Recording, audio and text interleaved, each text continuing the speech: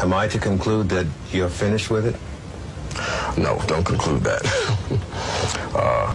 I probably now, on the average, spend $100 a day. It's about 2 o'clock now.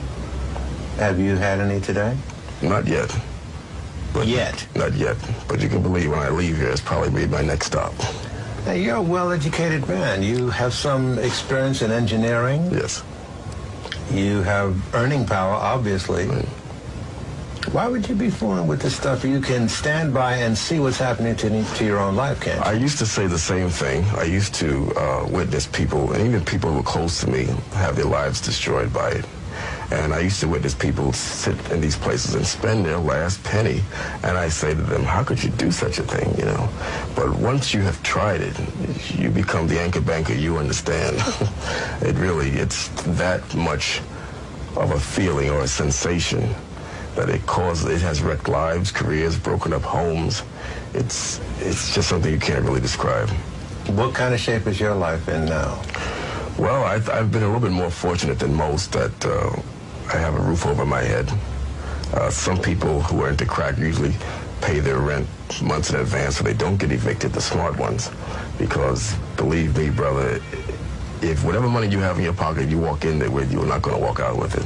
So how much do you have on you now? A little over $200. And you're going to blow all of that? In about an hour and a half. What's the most you've used in a day? The most I ever spent was $1,300 in 6 hours. $1,300? $1,300 in 6 hours. I can't even describe it. I defy anyone to try and tell me it's the most pleasurable thing that they've ever experienced in their life. However, I would never tell anyone to take it. But once they have, I dare them to tell me that it's not the best feeling they've ever had. You love it, don't you? Well, I don't know if I'd say I'd love it, but... well, if it's the best feeling you've ever had, you know what most people automatically think. Right. And it's better than that? Yes. It's better than that. Then you must love it. Then you must love it. It's nice. Now, I'm going to come down hard on you. Crack has made you its punk, hasn't it? It's got you running. It's got your nose open. Right. And it's your master. Yeah. You admit that, just like that. Sure. Some people won't. I know a lot of people who are undercover crack users or in the closet, but I have no qualms about saying that. Do you know anybody who uses crack and controls crack rather than vice versa? No. Crack is the boss. They will make you crack up. Crack is the boss. When you take that hit, that second voice that starts talking to you is now in control. You're not yourself anymore. You get up in the morning and that's the first thing you think about? Sometimes I dream about it. In going to these crack houses, you've probably seen some horror stories. You probably have a whole list of them, don't you? Well, unfortunately, I do. And I've seen some people as young as, I would say, probably 16, 17 years old. I have been in a crack house on occasion where a young girl came in with her father, and she couldn't have been no more than 16, 17 years old. And she says, no, Daddy, it's my turn to buy. I've been in a crack house where I saw a girl in a Catholic school uniform come in, and she couldn't have been no more than 16 or 17 years old. And she bought some cracks and left. And she didn't even go home and change clothes for her, so you didn't even send someone else for her. She came herself.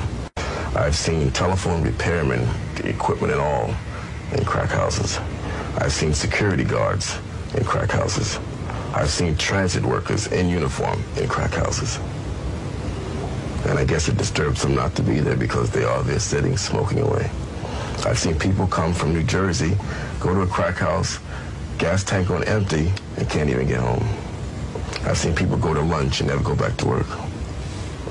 I personally have smoked crack in Harlem Hospital in the ladies' room with a girlfriend of mine who used to work there. I've seen women who will come to a crack house with their children and have them wait outside, 8, 9 o'clock at night. Have the children wait outside? Wait outside. Children 4, 5, and 6 years old are standing outside waiting for their mothers, and the mothers are inside smoking on this crack. I've seen a girl one day brought her baby to the crack house, and she was in such a rush to get high that she couldn't wait 20 minutes to cash her check. She pawned her child to the crack man and says, please give me a dime. I'll be back in 20 minutes, hold my baby. Pawned her child. Yes, for $10. Bob Williams died not long after the interview I did with him.